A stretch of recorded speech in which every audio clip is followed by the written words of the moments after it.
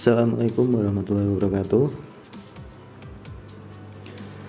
Pada kesempatan kali ini kita akan belajar bersama mengenai kepala silinder sepeda motor. Fungsi kepala silinder itu sendiri yaitu sebagai penutup blok silinder dan sebagai ruang bakar. Lalu yang kedua sebagai dudukan dari katup, busi, poros cam, saluran gas masuk dan gas buang, saluran air pendinginan, dan pelumasan. Lalu bagaimana konstruksi kepala silinder itu sendiri? Kepala silinder mendapat pembebanan tekanan dan temperatur tinggi akibat dari pembakaran bahan bakar di dalam silinder motor. Untuk menahan tekanan hasil pembakaran dan panas yang timbul, maka kepala silinder harus kuat, keras, dan tahan panas. Konstruksinya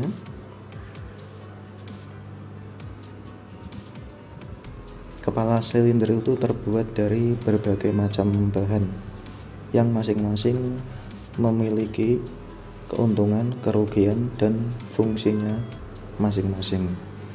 Contoh bahan kepala silinder dari besi tuang.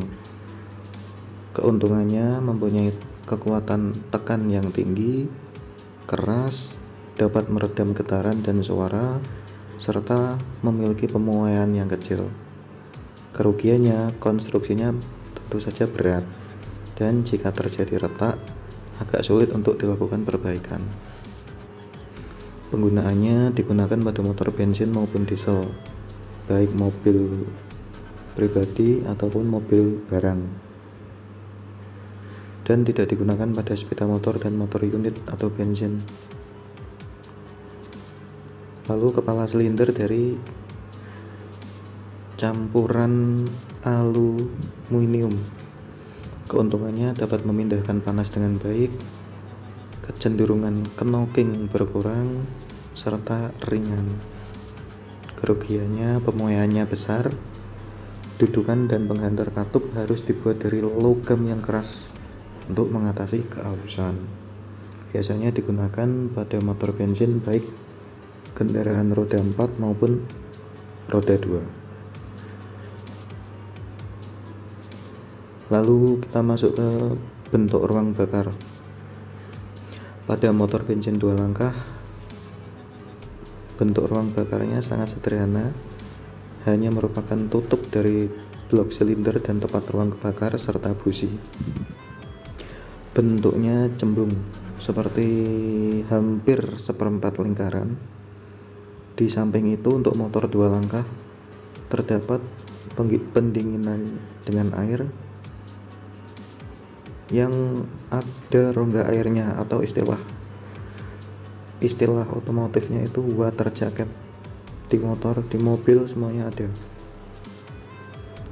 sebagai tempat peredaran air pendingin tersebut.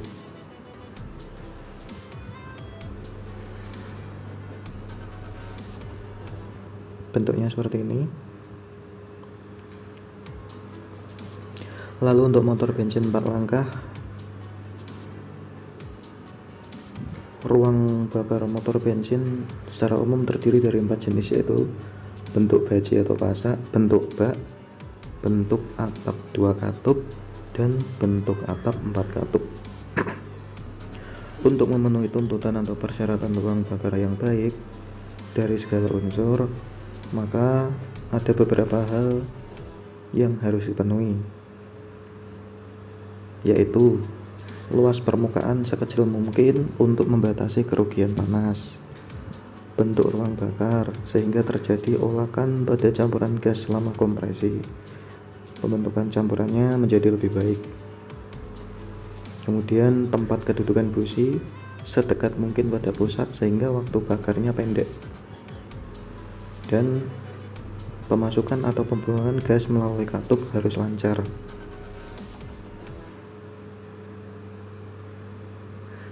Ini ya yang bentuk baji, lalu bentuk bak, ini yang bentuk 2 katup sama 4 katup.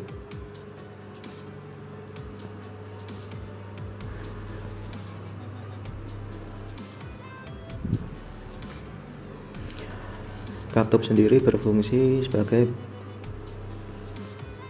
pintu keluar masuk gas atau saluran masuk dan keluar dari campuran udara dan bahan bakar, serta saluran keluarnya gas sisa hasil pembakaran.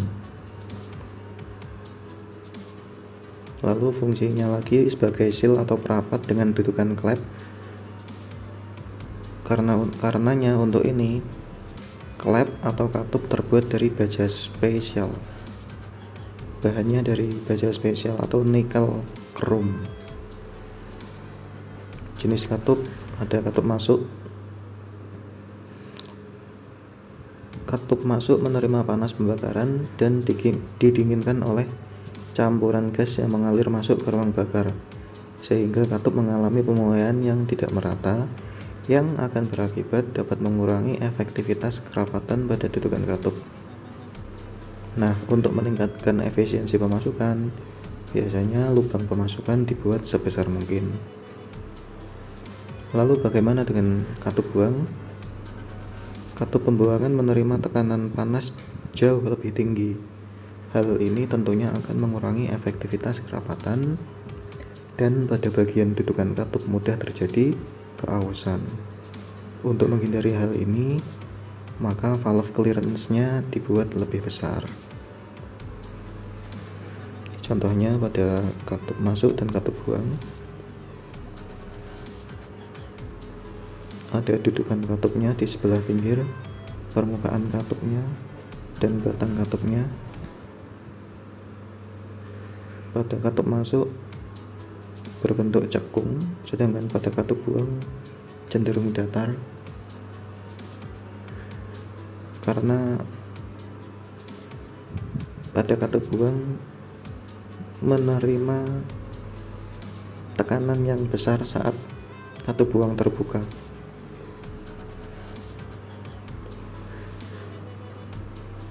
Pada saat akhir langkah buang. Lalu ada juga pegas katup atau per klep, bahasa bengkelnya biasanya seperti itu. Fungsinya menekan klep agar dapat menutup dengan sempurna, lalu untuk membuka dan menutup klep atau katup.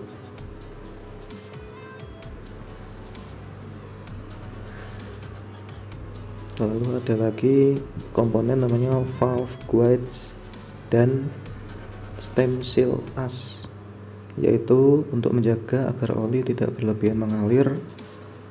Pada bagian ujung penuntun katup terpasang valve seal stem seal atau sealnya katup di sini ya.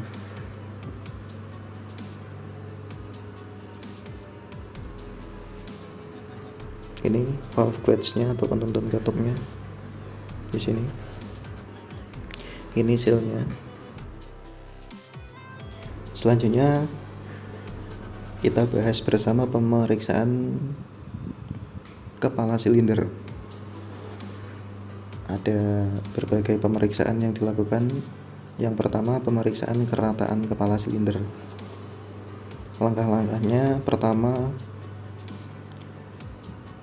buang endapan karbon di ruang bakar, lalu bersihkan permukaan kepala silinder. Saat melakukan pembongkaran, hindari gasket dan dudukan katup rusak karena akan kita gunakan kembali. Lalu periksa lubang busi dan daerah sekitar katup. Lalu periksa kerataan kepala silinder menggunakan strike edge dan filler gauge yang dilakukan dengan cara menyilang. Jadi seperti ini gambarnya.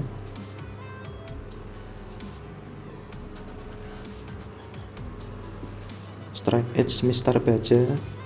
Jadi mistar ini sudah rata, kita letakkan di atas kepala silinder, lalu menggunakan filler gauge kita cari celahnya antara mistar baja atau straight edge dengan permukaan kepala silinder. Apakah terjadi kelonggaran atau tidak?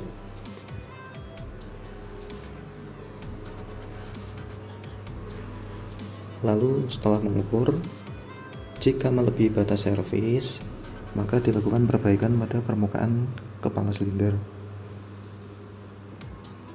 Cara melakukan pelurusan adalah dengan menggunakan kaca yang sudah ditempeli dengan kertas amplas menggunakan ukuran 800 atau 1000. Setelah itu kepala silinder digosokkan ke kaca dengan cara memutar seperti angka 8. Lebih enaknya menggunakan bantuan mesin bubut atau mesin scrap.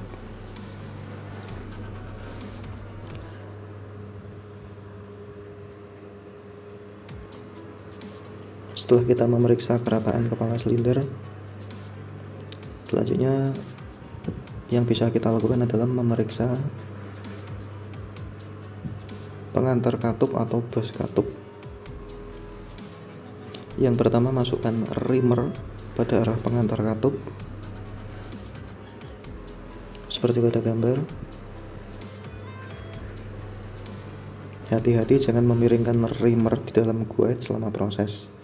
Akibatnya katup akan terpasang miring sehingga akan terjadi kebocoran oli dan steam seal akibat dudukan katup yang tidak sesuai atau tidak benar. Putarlah reamer searah putaran jarum jam. Jangan sekali-kali memutar ke arah yang berlawanan, baik pada saat memasukkan maupun mengeluarkan. Ukur dan catat diameter dalam setiap valve guide dengan menggunakan dial gauge atau inside micrometer. Selanjutnya yang dapat diperiksa adalah kelonggaran antara guide dan stem. Caranya, ukur kelonggaran antara batang katup dengan pengantar katup dengan dial indikator. Cek kembali dudukan katup jika mengganti valve guide untuk mencegah peletakan yang tidak benar. Lalu pemeriksaan dudukan klep.